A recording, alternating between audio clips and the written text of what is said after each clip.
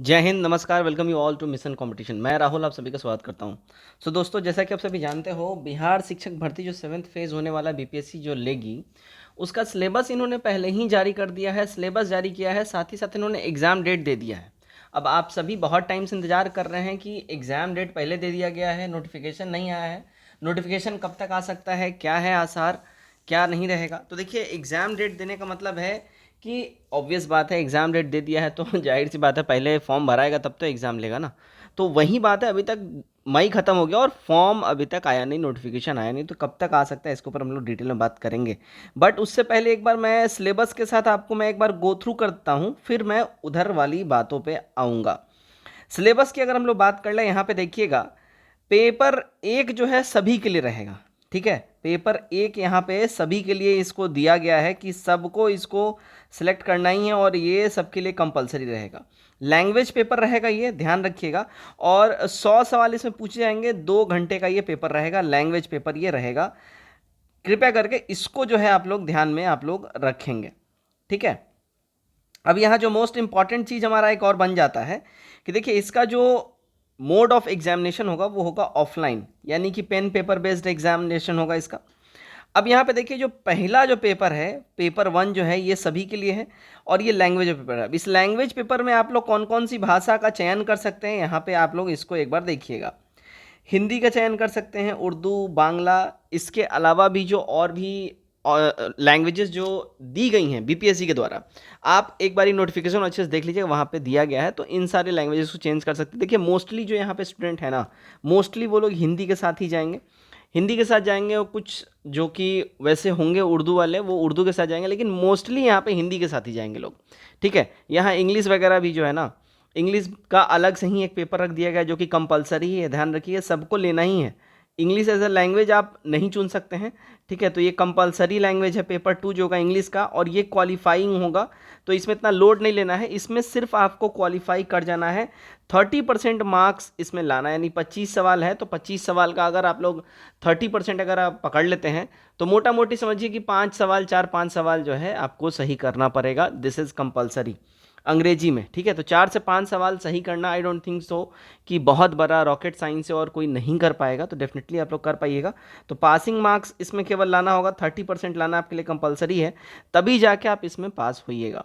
ठीक है, अब देखिए, पेपर 1 to 5 का जो है सिलेबस दिया गया था आयोग के द्वारा, बहुत इंटरेस्टिंग है, क्योंकि 1 से 5 जो होने वाला है, 1 से 5 क्लास 1 to 5 वाला है ना, तो क्लास 1 to 5 वाला जो पेपर होने वाला है, इसमें आपका मेरिट इस पे ही बनेगा। ये अपना जो पेपर 2 जो यहाँ पे रहेगा, जीके जीएस का ये पेपर होगा। ठीक है, जीके जीएस का पेपर होगा, मेरिट जो है इसी पे आपका बनेगा। अब इस पे कैसे बनेगा, देखिए, प्योर जीके जीएस का पेपर है, इसमें समान अध्ययन के टोटल 150 सवाल इसमें पूछे जाएंगे, 2 घंटे का आपको समय दिया जाएगा। ये भी पेन पेपर बेस्ड एग्जामिनेशन होगा, ऑफलाइन मोड होगा।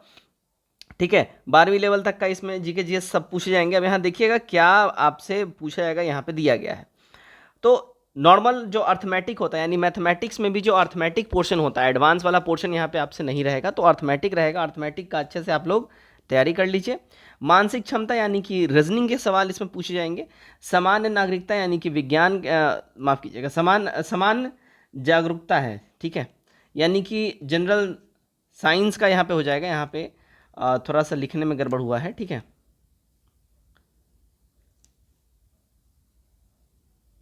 जागरूकता। ठीक है, तो यहाँ पे जनरल साइंस और करंट अफेयर्स का हो जाएगा। जनरल साइंस का यहाँ पे पेपर दिया गया, विज्ञान का, सामाजिक विज्ञान, सोशल साइंस, भारतीय राष्ट्रीय आंदोलन, भूगोल और पर्यावरण। ठीक है, अच्छा, यहाँ पे नागरिकता ही होगा, माफ़ कीजिएगा, नागरिकता ही होगा। हाँ, पॉलिटी का पेपर है ये, सामान्य नागरिकता। ठीक है, ये पॉलिटी का पेपर है ये। ठीक है ना, पॉलिटी का आपको ये पेपर है, तो ये समान नागरिकता ही है। ओके, और करेंट अफेयर्स के भी इसमें सवाल रहेंगे, है ना, ध्यान रखिएगा इसमें। तो विज्ञान, सामाजिक विज्ञान यानी सोशल साइंस, भारतीय राष्ट्रीय आंदोलन। यहाँ पे देखिए, भारतीय राष्ट्रीय आंदोलन में जब अंग्रेज भारत में आते हैं, ठीक है, उस समय से लेके 1947 तक का आपको प्रॉपर पूरा हिस्ट्री अच्छे से देखना होगा, यहीं से सवाल आपके बनेंगे। भूगोल में आप लोग खास करके इंडिया का जो पूरा पार्ट है, सॉइल, टेम्परेचर, है ना, इंडियन ज्योग्राफी अच्छे से देख लीजिएगा। इकोनॉमिक्स जो है माफ़ कीजिएगा, एनवायरनमेंट जो है इसी का एक पार्ट हो जाता है। अगर आप इसको अच्छे से कर जाइएगा, आपका पर्यावरण भी बहुत हद तक यहाँ पे क्लियर हो जाएगा। तो ओवरऑल सिलेबस ये रहने वाला है, इसी के अनुसार आपसे सब कुछ पूछा जाएगा। अब हम लोग ऊपर चलते हैं, हम लोग बात करते हैं कि भाई कब एग्ज़ाम हो सकता है, नहीं हो सकता है। This is the very important question. सबसे पहले देखिए, इसमें टोटल पोस्ट इस बार बहुत ह्यूज नंबर में पोस्ट है, 1,70,046 सीटों पे वैकेंसी निकल रही है। देखिए अगर अभी आप चूकें तो फिर पता नहीं नेक्स्ट एग्ज़ाम कब होगा या नेक्स्ट कब आएगा वैकेंसी। वैसे एक चीज़ ध्यान रखिएगा, इस बार जो वैकेंसी आने जा रहा है वो 1,70,000 पोस्ट पे नहीं रहेगा, लगभग 40,000 के आसपास रहेगा। तो 2-3 साल में ये करके देगा। ओवरऑल 1,70,000 का जो कोटा है 2-3 साल में करके तो कंप्लीट करेंगे। लेकिन कोशिश करिए कि ये चूँकि पहला एग्ज़ाम है, बीपीएससी पहली बार इसका सिलेबस सेट कर रही है, बीपीएससी पहली बार टीचर बहाली वाला एग्ज़ाम लेगा, तो आपको यहाँ पे करना ये है कि आप कोशिश करिए इस पहली बहाली में ही हम एग्ज़ाम दे दें, क्योंकि बीपीएससी भी वेट एंड वॉच वाला सिचुएशन में होगा। बीपीएससी देखेगा कि हम जो सिलेबस डाले हैं इसमें बच्चों का किस हिसाब से डिफ़िकल्टी लेवल है, वो उसके साथ ज़्यादा अच्छे से एडजस्ट कर गए, क्वेश्चन का लेवल इजी है नहीं है। तो समझिए अभी एक्सपेरिमेंट फेज़ में है बीपीएससी, तो ये एक्सपेरिमेंट फेज़ में जो वाला जो एग्ज़ाम जो क्रैक कर जाएगा ना, वो बहुत लकी है। नहीं तो फिर अगर 1-2 साल आप डिले करके लीजिएगा तो फिर बहुत टफ कर देगा बीपीएससी।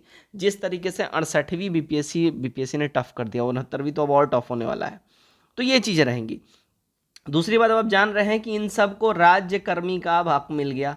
राजकर्मी का हक मिल गया। राजकर्मी का हक मिलने का मतलब सैलरी कम से कम इनकी 40K प्लस रहेगी, 40,000 प्लस इनकी सैलरी भी रहेगी। तो बहुत सारा बेनिफिट्स भी आपको यहाँ मिलने वाला है।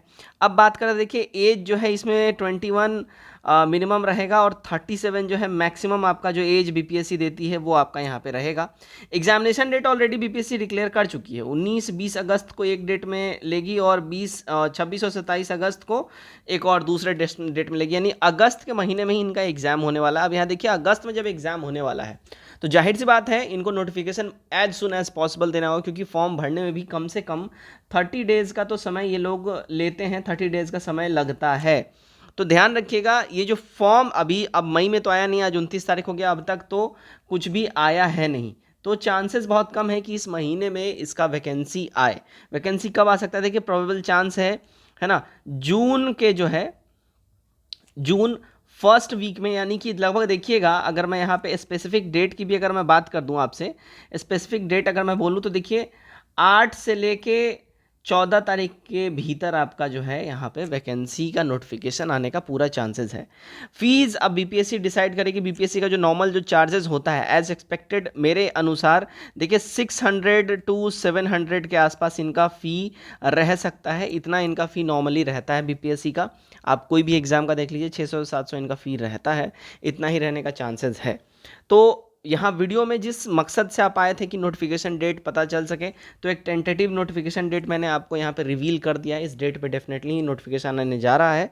वीडियो में अगर आपका कोई भी क्वेरी हो, डाउट हो, कमेंट करके ज़रूर पूछिएगा। अगर अच्छा लगे वीडियो शेयर ज़रूर करिएगा, और ऐसे ही वीडियोज़ पाने के लिए हमारे चैनल को सब्सक्राइब कर लीजिए। Thank you.